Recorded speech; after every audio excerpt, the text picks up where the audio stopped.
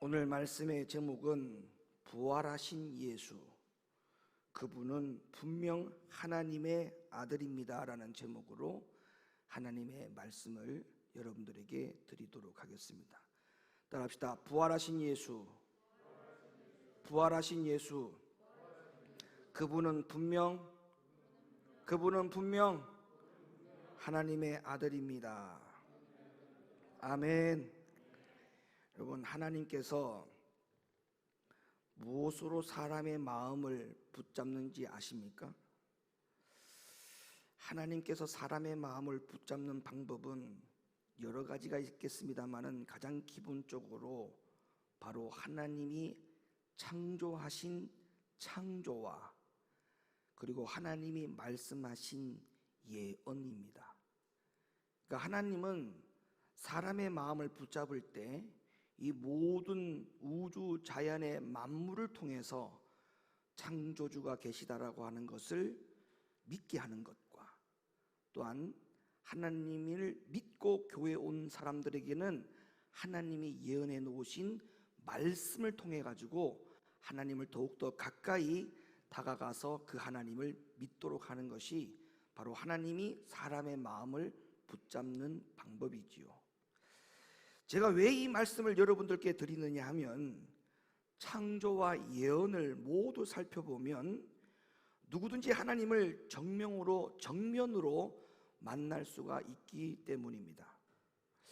혹시나 오늘 이 말씀을 듣는 온라인 예배를 드리는 성도님들 가운데 마음의 창조에 대한 불신이 있다면 우주와 자연계로 나아가서 하나님께 창조해 놓으신 꽃과 그리고 하나님이 만들어 놓으신 나무와 또 하나님이 만들어 놓으신 온 우주의 만물들과 바다와 땅을 보시기를 바랍니다. 밤하늘에 하늘을 아름답게 수놓은 은하계를 보시기를 바랍니다.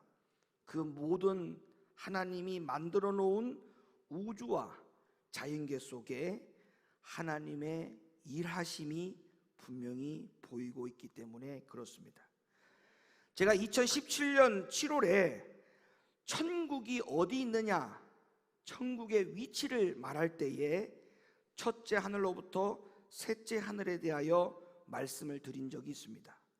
그때 우주의 은하계에 대해서 하나님이 이 우주의 은하계를 만들어 놓으신 결과물들을 볼 때 이거는 하나님이 아니면 도무지 할 수 없는 그 은하계의 질서들을 제가 여러분들에게 낱낱이 과학적으로 소개를 해드린 적이 있죠.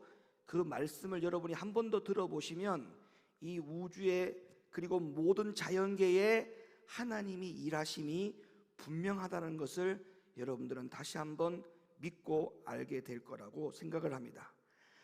그리고 하나님을 만나려면 여러분들의 생애를 기이하게 인도해 오신 하나님의 그 섭리들을 더듬어서 한번 곰곰이 생각해 보시기를 바랍니다. 그러면 하나님께서 여러분들의 양심 속에 분명한 하나님이 음성을 줄 거예요. 사랑하는 내 아들아, 내 딸아, 과거에 지난날에 내가 너와 이렇게 함께 했지 않느냐? 네가 힘들고 어려울 때 내가 너를 업어준 적도 있고 내가 너의 손을 붙잡아서 일으켜준 적도 있고 그 기이한 섭리에 대한 하나님의 음성을 우리의 양심에 들려주실 것이기 때문에 우리는 그 또한 하나님의 음성을 통하여서 우리는 하나님이 계심을 믿을 수 있을 거라고 충분히 생각이 됩니다. 그런데 여러분, 좀 더 하나님의 분명한 음성이 필요합니까? 그렇다면 그런 분들은 성경의 예언 속으로 들어가야 됩니다. 다시 말하면 성경의 말씀 가운데 하나님을 만나게 되면 그 사람은 분명한 하나님을 만나게 될 것인데, 제가 오늘 이 부활주일 날 2000년 전에 나를 위해서 죽으셨다라고 하는 그 주님이 무덤에서 다시 사셨다라고 하는데, 이 부활주일 날 그 주님을 또 우리가 만나지 못한다면 그건 너무나 우리들 인생 가운데 불행한 일입니다. 2000년 전에 죽으신 예수도 만나야 되겠지만 우리를 위해서 다시 사신 이 부활주일 날 그 부활의 주님을 여러분들이 꼭 만나는 시간이 되었으면 좋겠습니다. 그런 의미를 담아 오늘 이 부활주일 날 여러분에게 그 하나님을 예언 속에, 하나님의 말씀 속에 그 하나님을 여러분들에게 소개해 드리려고 합니다. 여러분, 성경의 예언은 하나님께서 수천 년을 내다보시면서 우리에게 예언해 주신 말씀입니다. 그래서 성경의 예언을 살펴보면 도무지 부인할 수 없는 하나님을 우리 모두는 만날 수가 있어요. 자, 부활하신 예수가 정말 하나님의 아들인가? 부활하신 예수가 정말 하나님의 아들인가? 이 제목을 여러분들에게 분명히 제가 처음에 소개해 드렸습니다. 여기에 대한 분명하고도 명쾌한 말씀 맞습니다. 부활하신 예수는, 그분은 분명히 하나님의 아들입니다라고 하는 것을 말씀을 드리겠습니다. 2000년 전에 이스라엘 나사렛 마을에서 허름한 모습으로 목수일을 했던 사람이 있습니다. 여러분, 오늘날도 목수일을 하시는 분들은 굉장한 자긍심을 가지고 계십시오. 우리 형님이 예수였다고 생각하고 사십시오. 우리 형님이, 우리 형제의 우리 형님이 예수님이었다. 그런 자부심을 가지십시오. 어쨌든 나사렛 마을에 굉장히 허름한 모습으로 목수일을 하는 사람이 있었는데 그 사람의 이름이 바로 예수였습니다. 주문이 들어오면 문짝을 짜고, 주문이 들어오면 창틀을 만들고, 주문이 들어오면 집을 만드는 일을 하면서 잘하셨던 그분이 바로 오늘 이 부활주일날 우리 앞에 부활하신 그 나사렛 예수님이십니다. 여러분, 기독교는 그런 나사렛 예수가 우주를 창조하신 하나님의 아들이라고 가르치고 믿고 있는 종교입니다. 자, 여기서 우리들은 충분한 의문을 가질 수가 있습니다. 과연 우리가 나사렛 예수를 정말 하나님의 아들, 메시아로 믿을 수 있을까 하는 것이겠지요. 네, 믿을 수 있습니다. 왜냐하면 그가 하나님의 아들인 것을 예언해 주는 확실한 말씀들이 있기 때문에 그렇습니다. 자, 먼저 구약 성경은 메시아, 예수를 말하는 것이죠. 이 메시아가 이 땅에 태어나기도 전에 언제, 어디서 태어나서 무엇을 할 것이고 언제, 어떻게 죽을 것이라고 하는 사실을 과거의 구약 성경에서 이미 나사렛 예수가 이 땅에 태어나기 전부터, 수천 년 전부터, 훨씬 전부터 이미 예언을 했습니다. 그래서 구약 성경에는 나사렛 예수가 태어나기 수백 년 내지 수천 년 전에 기록된 메시아에 대한, 예수에 대한 예언들이 가득 차 있습니다. 그리고 더 놀라운 사실이 뭔지 아세요? 그 구약 성경에 기록된 메시아에 대한 모든 예언들이 여러분도 잘 아시겠지만 하나도 빠뜨림이 없이 모든, 정말 믿기 힘들 정도로 실제 정확하게 후에 이 땅에 태어나신 나사렛 예수가 정확하게 그 말씀대로, 예언대로 이루어졌다는 것입니다. 자, 이제 한번 확인해 볼까요? 구약 성경에서 예언의 말씀들을 우리가 한번 눈으로 보겠습니다. 여러분 잘 들으세요. 선지자 미가가, 구약 성경의 미가를 이야기하는 겁니다. 구약의 선지자 미가가 나사렛 예수가 태어나기 700여 년 전에, 700여 년 전에 예수가 베들레헴에 메시아로 출생할 거라고 예언을 했는데, 실제 예수님은 구약 성경에 수백 년 전에 선지자 미가가 예언했던 대로 수백 년 이후에 예수님이 베들레헴에 실제 태어나셨습니다. 미가서 5장 2절 말씀을 읽어주시죠. 베들레헴 에브라다야, 너는 유다 족속 중에 작을지라도 이스라엘을 다스릴 자가 네게서 내게로 나올 것이라. 그의 근본은 상고의 태초에니라. 아멘. 여러분, 오늘 말씀 잘 들어주셔야 됩니다. 우리가 이 부활주일 날 계란 나눠주는 날이 되면 안 됩니다. 절대 제가 부탁입니다. 제가 지난번에도 한번 말씀드렸지만 우리가 심각한 고민을 해봐야 된다고 제가 말씀드렸죠. 성탄절날 초코파이 나눠주고 부활주일 계란 나눠주고, 예수 안 믿는 사람들도 이제 다 알아요. 부활주일 교회 가면 계란 준다는 걸 압니다. 구운 계란, 삶은 계란, 볶은 계란 먹으려고 교회 오시는 분들 많습니다.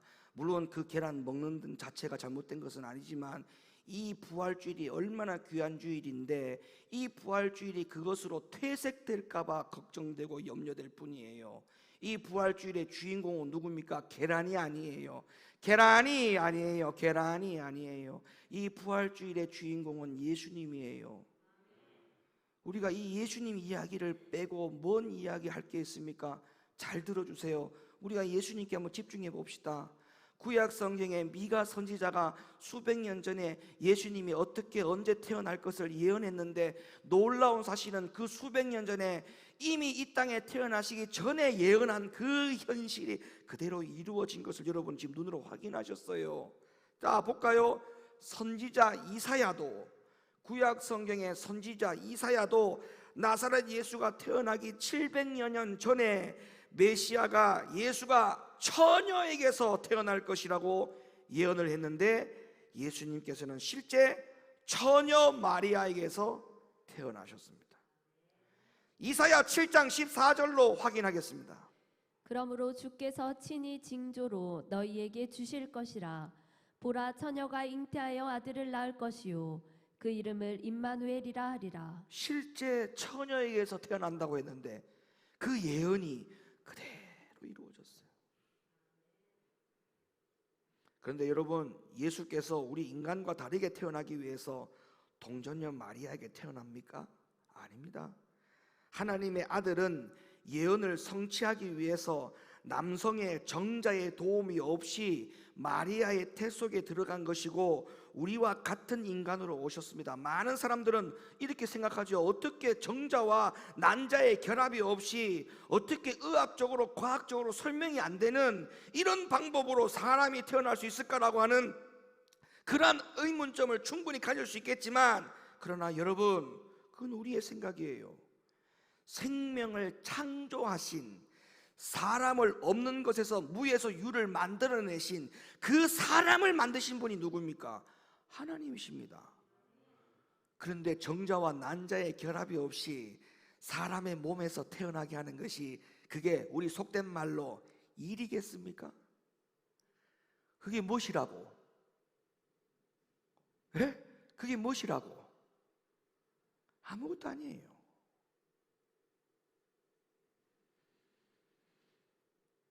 없는 것에서 유를 만들어내신, 사람을 만드신, 창조하신 하나님에게는 그것은 결코 불가능한 일이 아닙니다. 사도행전 13장 23절 읽어주세요. 하나님이 약속하신 대로 이 사람의 씨에서 이스라엘을 위하여 구주를 세우셨으니 곧 예수라. 아멘. 하나님의 말씀입니다. 하나님의 말씀. 또 있습니다. 선지자 예레미야는 나사렛 예수가 태어나기 600여 년 전에 메시아는 예수는 다윗의 혈통에서 태어난다라고 했는데 실제 예수님이 다윗의 후손으로 태어났습니다. 예레미야 23장 5절 말씀 확인해 주세요. 나 여호와가 말하노라.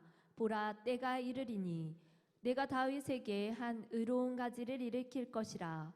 그가 왕이 되어 지혜롭게 행사하며 세상에서 공평과 정의를 행할 것이며. 아멘. 그리고 선지자 예레미야는 또 있어요. 메시아가 태어날 때 슬퍼하며 통곡하는 소리가 들릴 것이라고 했는데 이 예언도 그대로 성취가 됐어요. 예레미야 31장 15절 말씀 읽어주세요. 나 여호와가 이같이 말하노라. 라마에서 슬퍼하며 통곡하는 소리가 들리니 라헬이 그 자식을 위하여 애곡하는 것이라. 그가 자식이 없으므로 위로받기를 거절하는. 그래서 여러분, 이 예언이 이루어질 때쯤, 예수님이 태어났을 때 도대체 왜, 무엇 때문에 통곡하는 소리가 들렸느냐 하면, 예수님이 태어날 때 유대인의 왕으로 태어났다라고 하는 그 말을 들은 헤롯 왕이 귀에 거슬린 거예요. 이 땅의 왕이 난데 도대체 유대인의 왕으로 태어난 이가 누구란 말이냐? 예수라고 합니다. 그래? 그러면 그 아기 예수를 죽이기 위해서는 이 베들레헴의 2살 아래로 있는 모든 산의 아이를 다 죽이라. 그래서 그 당시에 예수가 태어날 때 베들레헴의 2살 아래의 남자아이는 다 죽임을 당했어요. 다 죽임을 당했어요. 그 통곡하는 소리가 예언했던 그 말씀이 그대로 이루어졌어요. 또한 구약 성경의 시편 기자는 나사렛 예수가 태어나기 1000년 전에 메시아 예수가 친구의 배반으로 죽을 것이라고 예언했는데 실제 예수님은 제자 중에 가룟 유다의 배반으로 죽임을 당합니다. 시편 41편 9절 말씀. 나의 신뢰하는 바 내 떡을 먹던 나의 가까운 친구도 나를 대적하여 그 발꿈치를 들었나이다. 네, 이 예언대로 가룟 유다가 배반할 것을 어떻게 알고 1000년 전에 시편 기자가 이 예언을 했을까요? 근데 그 예언이 그대로 적중합니다. 그대로 이루어집니다. 또 있습니다. 구약 성경의 선지자 스가랴는 나사렛 예수가 태어나기 500년 전에 메시아 예수가 은 30냥에 팔릴 것이라고 예언을 했는데 이 예언도 예수님께 정확하게 성취가 되었죠. 실제 예수님은 은 30냥에 팔려서 죽임을 당합니다. 스가랴 11장 12절 말씀. 내가 그들에게 이르되 너희가 좋게 여기거든 내 고가를 내게 주고 그렇지 아니하거든 말라. 그들이 곧 은 30을 달아서 내 고가를 삼은지라. 여러분 얼마나 이게 섬찟합니까? 예? 얼마나 섬찟합니까? 구약 성경에 아직까지 이루어지지도 않은 이 예언들이 실제로 그대로 이루어지는 이 사건을 보면서 얼마나 섬뜩합니까? 그러면 지금 우리 앞에 기록되어 있는 모든 예언적 말씀이 앞으로도 이루어지지 않을 것인가를 한번 고민해 보세요. 지금까지의 모든 예언이 이루어졌는데 앞으로 남아있는 그 예언들이 반드시 이루어질 것을 믿어야 됩니다. 주님이 다시 오신다라고 하는 예언이 남아있죠. 주님이 다시 오십니다. 수백 년, 수천 년 전에 이루어진 예언도 하나도 빠뜨림이 없이 완벽하게 이루어졌는데 주님이 다시 오신다, 이 세상에 다시 오신다라고 하는 이 예언을 믿지 않는다, 준비하지 않는다, 큰일 납니다. 큰일 납니다. 우리는 이 부활주일 날 그 의미를 되새겨야 돼요. 이 부활주일 날 계란 받아가는데 정신 팔지 말고 정말 정신 바짝 차리고, 그래, 이 부활주일 날 예수님이 죽으시고 부활하신 이 모든 사건들이 이미 구약 성경에 예언이 되었던 일들이 실제로 이루어진 일인데, 그래, 이 부활주일 날 우리가 어떤 생각에 결단을 해야 되냐면 앞으로 남아있는 예언, 주님이 이 땅에 다시 오신다라고 하는 그 예언, 이 예언을 준비해야 되겠구나. 이 마음의 결단이 서는 이 부활주일이 되었으면 좋겠습니다. 그리고 선지자 스가랴는요, 메시아가 십자가에 못 박히실 것이라고 하는 이야기까지 예언을 했습니다. 그리고 예수님이 십자가에 못 박혀 돌아가실 때 제자들이 다 흩어지고 도망을 간다는 것까지도 예언을 했어요. 한번 볼까요? 스가랴 13장 6절과 7절 말씀 읽어주세요. 혹이 그에게 묻기를 네 두 팔 사이의 상처는 어찌 미냐 하면 대답하기를 이는 나의 친구의 집에서 받은 상처라 하리라. 만군의 여호와가 말하노라. 가라, 깨어서 내 목자 내 짝된 자를 치라. 목자를 치면 양이 흩어지려니와 작은 자들 위에는 내가 내 손을 들이우리라. 자, 보세요. 양쪽 두 팔 사이에 난 상처는 뭐냐? 여러분, 예수님은 십자가의 옆구리에 창자국이 들어갔습니다. 그리고 양쪽 손에 대못이 박히셨죠. 근데 묻습니다. 너의 그 양쪽 팔 사이의 상처는 어찌미냐. 그러니까 스가랴 13장 6절과 7절의 내용을 지금 말씀드리는 거예요. 장차 예수님이 하시는 말씀 뭐라고 말합니까? 이 상처는 내 친구 집에서 받은 상처라.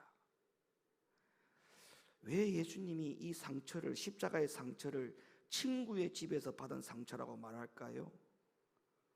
그것은 바로 예수님의 마음이 들어 있습니다. 우리의 죄 때문에 죽으시는 것을 절대 원망하지 않으신다는 것이겠죠. 우리의 죄 때문에 억울하게 십자가에서 그 모진 고통을 당하신 그 아픔과 고통을 예수님은 그 누구에게도 우리에게 책임을 묻지 않으신다는 증거겠지요. 그래서 나의 친구의 집에서, 나의 친구의 집에서.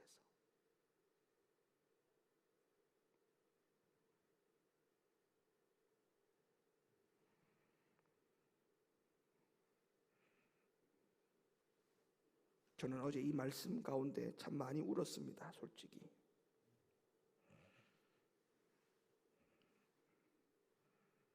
우리에게 원망하지 않으시는 예수님, 내 친구 집에서 받은 상처라. 우리가 주님을 위해서 하는 게 뭐가 있습니까? 주님은 그 십자가에서 벌거벗김을 당하고 그 엄청난 고통을 받으셨는데, 주님은 오히려 우리에게 내가 너에게 원망하지 않는다, 오히려 친구라고 했어요. 친구라. 내 친구의 집에서 받은 상처라고 했어요.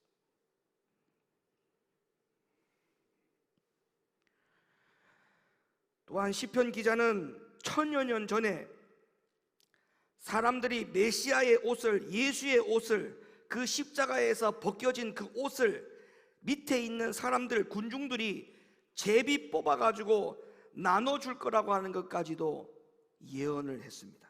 시편 22편 16절 말씀. 내 겉옷을 나누며 속옷을 제비 뽑나이다. 이 예언 그대로 로마 군인들이 그리스도의 옷을 벗기고 서로 나눠 가졌어요. 그리고 시편 기자는 메시아는 죽을 때 뼈가 하나도 상하지 않을 거라고 예언했는데, 예수께서 죽으실 때 단 하나의 뼈도 손상되지 않았음을 우리는 분명히 알 수 있습니다. 시편 34편 20절 말씀 읽어주세요. 그 모든 뼈를 보호하시며 그 중에 하나도 꺾이지 아니하도다. 할렐루야. 하나님의 예언의 말씀이 하나도 빠뜨림 없이 그대로 이루어짐을 우리는 지금 계속 확인하고 있어요. 이사야 선지자는 나사렛 예수가 태어나기 700여 년 전에 예수가 죽어서 부자의 무덤에 묻힐 것이라고 예언했는데, 예수님은 죽어서 부자 아리마대 요셉의 무덤 속으로 들어가는 현실이 이루어졌습니다. 이사야 53장 9절 말씀. 그는 강포를 행치 아니하였고 그 입에 괴사가 없었으나 그 무덤이 악인과 함께 되었으며 그 묘실이 부자와 함께 되었도다. 또 있습니다. 선지자 다니엘은 예수님이 태어나기 600여 년 전에 메시아가 사망의 연도와 날짜와 시간까지 예언했는데, 예수님은 그 예언 그대로 돌아가셨어요. 다니엘서 9장 26절부터 27절 말씀 읽어주세요. 62일의 후에 기름 부음을 받은 자가 끊어져 없어질 것이며, 장차 한 왕의 백성이 와서 그 성읍과 성소를 회파하려니와 그의 종말은 홍수에 엄몰된 같을 것이며, 또 끝까지 전쟁이 있으리니 황폐할 것이 작정되었느니라.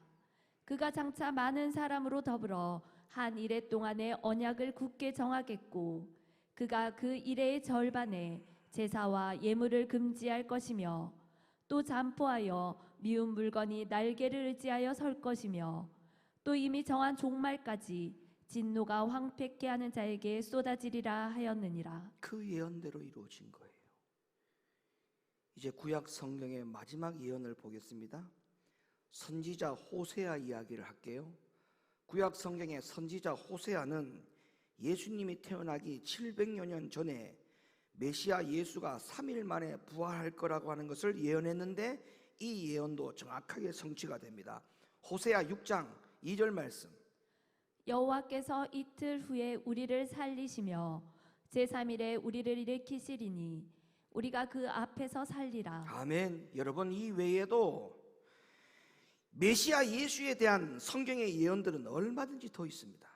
그런데 이보다 더 중요한 사실은 제가 조금 전에도 말씀을 드렸다시피 구약 성경에 나오는 예언들이 예수님이 태어날 때부터 죽는 그 순간까지 그리고 부활까지 모두 정확하게 하나도 빠짐없이 다 이루어졌다는 사실이 우리에게는 더 놀라운 사실이죠. 그렇기 때문에 이런 예언의 성취를 보면 우리들은 나사렛 예수가 성경에 예언된 하나님의 아들이라는 사실을 우리는 받아들일 수밖에 없는 것입니다. 그래서 오늘날 우리 기독교인들은요, 나사렛 예수를 메시아로 그리고 하나님의 아들로 믿는 것입니다. 그러므로 기독교는 당당하게 나사렛 예수가 하나님의 아들이라는 진리를 이렇게 세상 앞에 마음껏 자신 있게 선포할 수가 있는 것입니다. 예수님은 1000년 전에 기록된 모든 구약의 예언들을 성취시키면서 이 땅에 오셨고 또 그 예언대로 사셨고 또 그 예언대로 죽으셨고 또 그 예언대로 부활하셨습니다. 그리고 또 예언대로 이 땅에 주님은 나를 위하여 다시 오실 것이라는 사실까지 여러분들이 꼭 믿으셔야 됩니다. 여러분, 저는 비교 종교를 신학대학 다닐 때 특별히 공부를 집중한 적이 있습니다. 종교의 역사에 대해 공부를 해봤던 한 사람으로서 판단해 보건대 이 세상의 수많은 신들 중에서 이렇게 정확하게 예언을 성취시키면서 자신을 증명한 신은 단 하나도 없습니다. 아니, 전혀 없습니다. 그래서 나사렛 예수는 정말 신들의 신이고 참 신 중에 참 신이심을 여러분 믿으십시오. 아멘이십니까? 그럼에도 불구하고 또 어떤 사람들은 이렇게 말할지 모릅니다. 구약의 예언이 나사렛 예수라는 사람에게 우연히 이루어졌을 수도 있지 않습니까? 이런 질문을 할 수도 있어요. 아주 좋은 질문입니다, 여러분. 그런 질문을 한다는 자체는 굉장히 수준이 있는 사람이에요. 여러분, 좋은 질문이에요. 가능성은 항상 있는 것입니다. 자, 그러면 이제 그런 가능성이 실제로 일어날 수 있는가에 대한 확률을 한번 계산해 볼게요. 구약 성경에는 메시아 예수에 대한 예언이 몇 개가 기록되어 있냐면 300개 이상 기록되어 있어요. 메시아에 대한 예언은 모두 나사렛 예수가 태어나기 500년 전부터 많게는 1000년 전에 기록되어진 예언들입니다. 여러분, 이 점을 가지고 저와 여러분이 지금도 이렇게 고민을 한번 해볼 수 있듯이 미국의 캘리포니아 주에 있는 어떤 대학의 교수와 학생들도 이 대목을 가지고 똑같이 고민을 했던 적이 있어요. 파사데나 대학의 수학과 천문학과의 학장인 박사인 피터 스톤이라고 하는 박사가 있는데 이 피터 스톤이라고 하는 박사가 우리와 똑같은 이 질문을 가지고 고민을 가지고 연구를 했습니다. 여러분, 이 연구에 대한 결과는 지금도 여러분 검색에 들어가 보면 분명히 눈으로 확인할 수 있는 자료와 내용들이니까 여러분들이 잘 들으시기를 바라요. 여러분, 이 피터 스토너 박사가 나사렛 예수가 메시아일 가능성을 수학으로 계산을 해보았다고 하는데 이거 실제입니다. 그래서 그는 여러 해 동안에 600명의 이상의 학생들의 도움을 받아가지고 메시아의 오심에 대한 예언이 정확하게 이루어질 수 있는 가능성에 대한 수학적인 확률이라는 제목으로 다음과 같이 연구를 했다고 합니다. 피터 스토너 박사가 300여 개의 예언 중에서 300개를 다 하지 않고 8개만 골랐어요. 8개만 골라가지고 8개에 대한 예언이 한 사람의 생애 동안에 정확하게 성취될 수 있는 수학적인 확률을 계산을 했다고 하는데 어떤 결과가 나온지 아십니까? 어떤 결과가 나왔느냐? 10의 3승 상분의 1. 10에 여러분 수학할 줄 알아요? 수학할 줄 아세요? 말귀를 못 알아들으시면 안 되는데 10의 3승 3승분의 1. 이 확률이 나왔어요. 결과가. 다시 말하면 1 나누기 10의 3승 10의 33승 10의 33승에 해당되는 확률이 나온 것인데, 굳이 답을 표현하자면 몇 퍼센트의 확률이냐면 제가 불러드릴게요. 0.0%도 대단한 거 아닙니까? 0.1%도. 자, 0.0000000이 공이 32개입니다. 0.0000000 32개 1%. 구약에 기록된 수많은 예언 중에 8개만 골라가지고 그것이 한 사람의 생애 속에서 성취될 가능성이 제로. 그 제로의 숫자 아래 더 아래 숫자의 0이 32개가 붙어있는 제로. 그런데 만일 메시아에 대한 8개의 예언이 아니라 300개의 예언을 한 사람에게 모두 이루어질 확률을 계산한다면 어떤 확률이 나옵니까? 여러분 대충 감 잡죠? 그 0이 299개가 돼야 돼. 299개.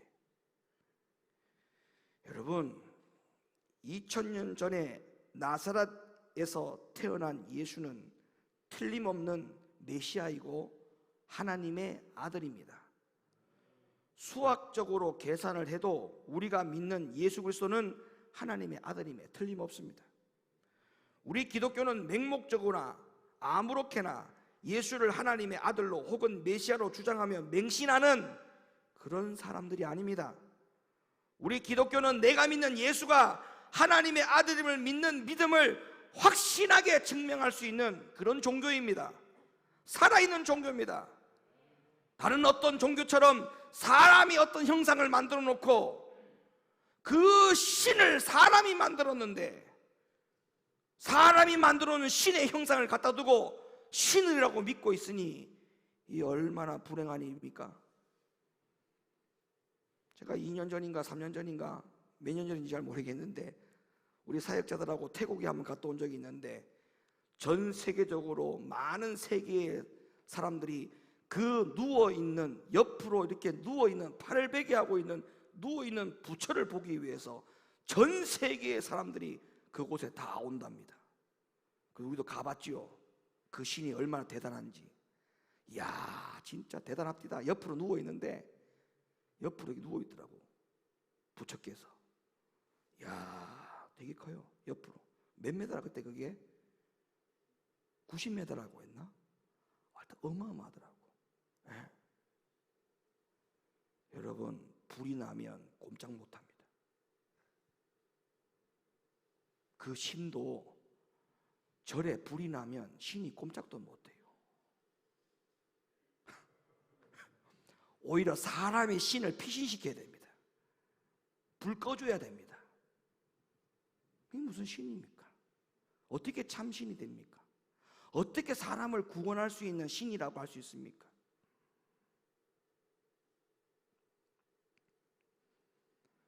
여러분 제가 서두에 말씀드렸죠. 하나님께서는 사람에게 어떻게 자신을 증명한다고요?